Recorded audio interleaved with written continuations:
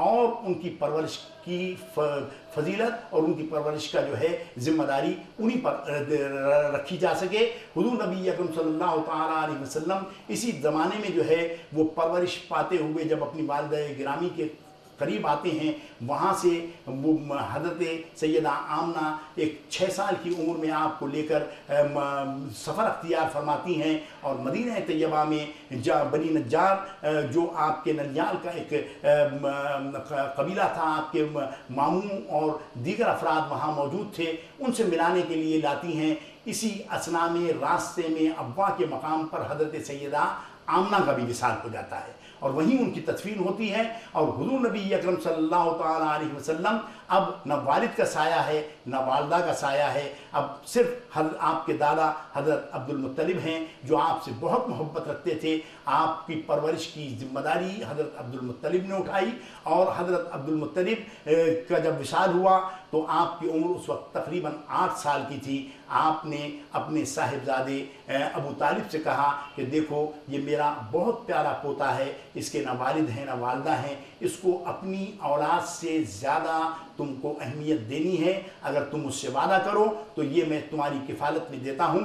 حضرت ابو طالب نے کہا کہ حضور اپنے والد سے کہا کہ بات یہ ہے کہ میں اس بچے سے خود بھی بہت محبت رکھتا ہوں، اور میں اس کی پرورش میں اپنی اولاد سے زیادہ جو ہے وہ تگ و دو کروں گا۔ چنانچہ حضرت ابو طالب کی کفالت میں حضور نبی اکرم صلی اللہ تعالیٰ علیہ وسلم آ جاتے ہیں، اور اس زمانے میں مختلف مراحل سے گزرتے ہیں۔ حضرت ابو طالب آپ کو ایک تجارتی قافلے میں اپنے ساتھ لے کر جاتے ہیں، وہاں عیسائی راہبین دیکھ کر حضور نبی اکرم صلی اللہ تعالیٰ علیہ وسلم کو پہچان جاتے ہیں کہ یہ وہ شخصیت ہے کہ جو کائنات کی پوری تقدیر کو پلٹنے والی ہے۔ وہ ان میں سے وہ عیسائی راہبین جو تھے کچھ ایسے بھی تھے کہ جنہوں نے حضور نبی اکرم صلی اللہ تعالیٰ علیہ وسلم کی شخصیت سے متاثر ہو کر حضرت ابو طالب کو مشورہ دیا کہ یہ بچہ جو ہے آئندہ آنے والی دنیائے انسانیت کی تاریخ کے بدلنے میں ایک کردار ادا کرنے والا ہے، اس کو اس طرح سے لے کر تم سفر میں نہیں آیا کرو اور اس کی حفاظت کرو، چونکہ اس کی جان کے یہودی بہت شدید دشمن ہیں۔ چنانچہ حضرت حلیمہ سعدیہ کے زمانے میں ایک واقعہ ایسا پیش آیا کہ اوقاس کے بازار میں میلہ لگا ہوا تھا، حضور نبی اکرم صلی اللہ تعالیٰ علیہ وسلم کو ساتھ لے کر حضرت حلیمہ سعدیہ جب وہاں پہنچی تھی تو وہاں ایک یہودی فال گو جو تھا اس نے دیکھا کہ حضور نبی اکرم صلی اللہ تعالیٰ علیہ وسلم میں وہ ساری خصوصیات موجود ہیں جو آئندہ آنے والے نبی آخر الزماں میں ہوں گی۔ چنانچہ حضرت حلیمہ سعدیہ کے سامنے اس نے شور مچا دیا کہ یہ بچہ جو ہے آئندہ دنیا کی تاریخ کو بدل دے گا، اس کو قتل کر دو۔ تمام یہودی جمع ہو گئے، ان میں یہودی علم کے توریت مقدس کے جاننے والے بھی تھے، ان کو یہ معلوم تھا کہ وہ بچہ جو ہے یتیم ہوگا۔ اس نے کہا کہ اس کی ماں کون ہے؟ حضرت حلیمہ سعدیہ چونکہ یہ الفاظ سن چکی تھی، انہوں نے کہا کہ میں اس کی والدہ ہوں۔ کہا ان کے والد کون ہیں؟ حضرت حارث کھڑے ہوئے تھے، حضرت حلیمہ سعدیہ کے شوہر، انہوں نے کہا کہ یہ ان کے والد ہیں۔ چونکہ رضائی والد اور رضائی والدہ جو ہے وہ سگے والد اور سگی والدہ کے برابر ہوتے ہیں، تو انہوں نے اس وقت ایک ہیلے سے کام لیا اور حضور نبی اکرم صلی اللہ تعالیٰ علیہ وسلم کو دیکھ کر ان یہودی علماء نے کہا کہ نہیں، وہ بچہ اگر یہ یتیم ہوتا تو ہم اس کو قتل کر دیتے۔ چنانچہ وہ لے کر وہاں سے روانہ ہو گئیں۔ اوقاس کے میلے کے بعد حضرت حلیمہ سعدیہ دوبارہ حضور نبی اکرم صلی اللہ تعالیٰ علیہ وسلم کو کسی ایسے مقام پر نہیں لے کر گئی جو پبلک پلیس ہوتا ہے، اور آپ کو انہوں نے بہت زیادہ حفاظت سے رکھا، اور یہی وجہ تھی کہ وہ بادل ناخواستہ حضرت سیدہ آمنہ کے حوالے حضور نبی اکرم صلی اللہ تعالیٰ علیہ وسلم کو فرما دیتی ہیں، اور حضور نبی محتشم سرکار دو عالم صلی اللہ تعالیٰ علیہ وسلم کے بچپن میں وہ آثار آپ کے چہرے سے، آپ کے کردار سے، آپ کی گفت و شنید سے محسوس ہو رہے تھے کہ یہ وہ شخصیت ہے جو دنیا کی تقدیر کو پلٹ سکتی ہے۔ چنانچہ ان واقعات کے تسلسل میں انشاءاللہ العزیز آئندہ پروگرام میں ہم بقیہ جو مضامین ہیں وہ آپ کے گوش گزار کریں گے۔ وما علینا الا البلاغ۔ صلو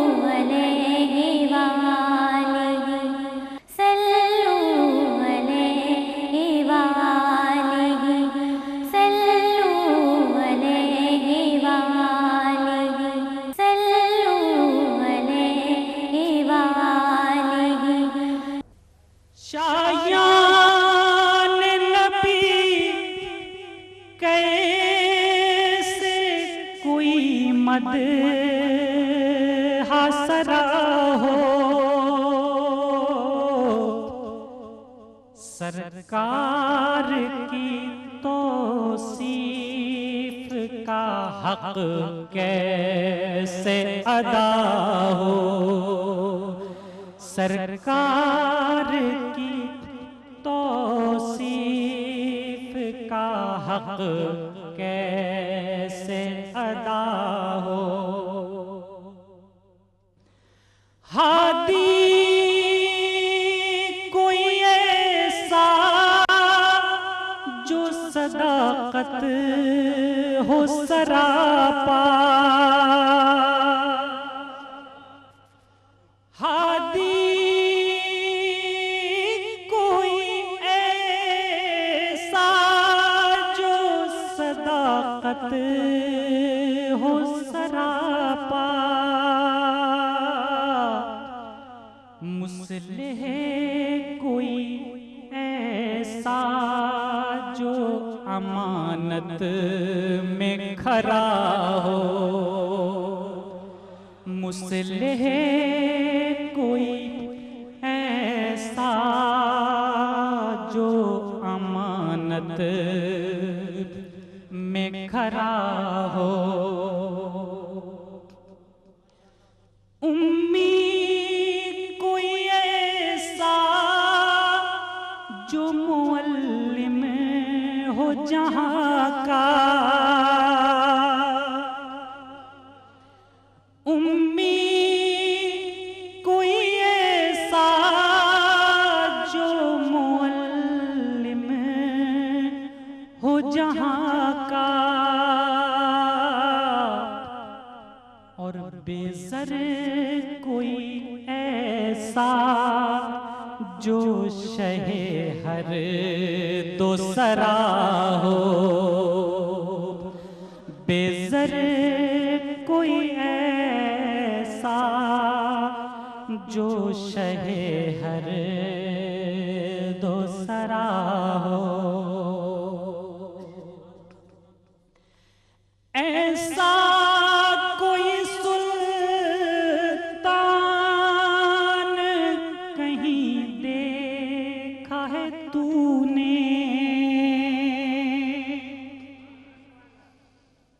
ایسا کوئی سلطان کہیں دیکھا ہے تو نے،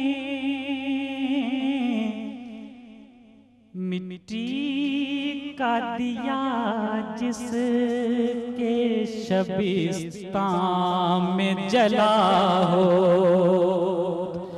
مٹی کا دیا جس کے شبستان میں جلا ہو، شایان نبی کیسے کوئی مدح سرا ہو، ہے کوئی جو آسی کو بھی سینے سے لگا لے، ہے کوئی بھی ایسا، ہے کوئی جو آسی کو بھی سینے سے لگا لے، اور خون کے پیاسوں کے لیے محو دعا ہو، اور خون کے پیاسوں کے لیے محو دعا ہو۔ اور ایک سوال، ہر دور کی تاریخ سے یہ پوچھ رہا ہوں،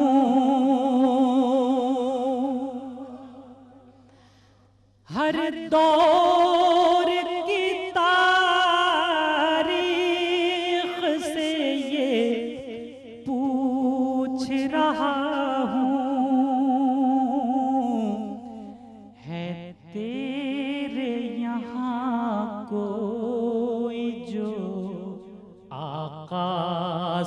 बड़ा हो,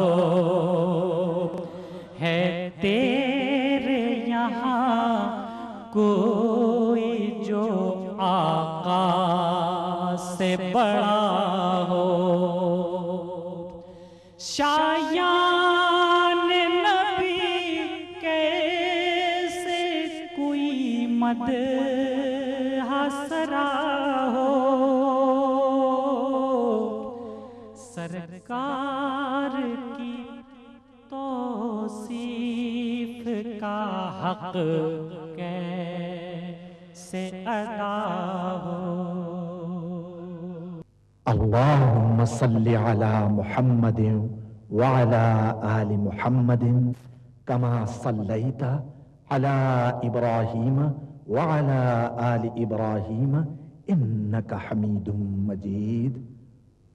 اللهم بارك على محمد وعلى آل محمد كما باركت على إبراهيم وعلى آل إبراهيم إنك حميد مجيد. बिस्मिल्लाहिर्रहमानिर्रहीम। नाज़रीन अस्सलाम वालेकुम। आज हम गुफ्तगू करेंगे कि अंदाज़ गुफ्तगू कैसा होना चाहिए, किस तरह से बात करनी चाहिए। ये कोई ऐसा कोई स्पेशल कोई अंग्रेज़ी तरीका नहीं है, ना कोई अमेरिकन तरीका है, ना कोई और है, बल्कि हुज़ूर अकरम सल्लल्लाहु अलैहि वसल्लम की पूरी मतलब हयात तैयबा पढ़ जाएं, सीरत पढ़ जाएं, आपको कई जगह पर मिलेंगे कि आपका अंदाज़ गुफ्तगू क्या है। क्या था हुज़ूर अकरम सल्लल्लाहु अलैहि वसल्लम का अंदाज़ गुफ्तगू? हुज़ूर सल्लल्लाहु अलैहि वसल्लम हमेशा जो शख्स जिस नोयत का आता, हुज़ूर अकरम सल्लल्लाहु अलैहि वसल्लम उस शख्स से उसी सतह पे आके बात करते। मैं दोबारा अर्ज़ कर रहा हूँ कि जो शख्स जिस तबके से आता उसके लेवल पे आके बात करते हैं। मसलन कोई पढ़ा लिखा आता तो उसको उस लेवल से बात करते, कोई अनपढ़ आता तो उसके लिहाज से बात करते, कोई जैसे बुद्धू भी आते थे उनकी सतह पे बात करते ताकि वो समझ सके। इसके बरक्स हम लोग बहुत टेक्निकल लफ्ज़ इस्तेमाल करते हैं। अक्सर बेशतर आप तकरीरों में देखते हैं वो अंग्रेज़ी के या और भी कोई टेक्निकल लफ्ज़ इस्तेमाल करते हैं, तो लिहाजा आम आदमी के तो ऊपर से गुजर जाती है कि भाई क्या किया जाए। और हुज़ूर अकरम सल्लल्लाहु अलैहि वसल्लम जब किसी से गुफ्तगू फरमाते तो बहुत आहिस्ता आहिस्ता और धीमी आवाज़ में गुफ्तगू फरमाते। ये नहीं कि बस फटाफट बहुत तेज़ी से लोग बोलते हैं। ये हुज़ूर अकरम सल्लल्लाहु अलैहि वसल्लम का ये तरीक़ाकार नहीं था। बहुत सारे तजर्बात हो चुके हैं कि दुनिया ने तजर्बात अब किए हैं कि गुफ्तगू का सही तरीका क्या है। सही तरीका वही जो हुज़ूर अकरम सल्लल्लाहु अलैहि वसल्लम ने हमारे उम्मत को बताया। मैं अपना ज़ाती वाक़या बयान करूं कि बल्कि बयान कर बतलाऊं आप लोगों को।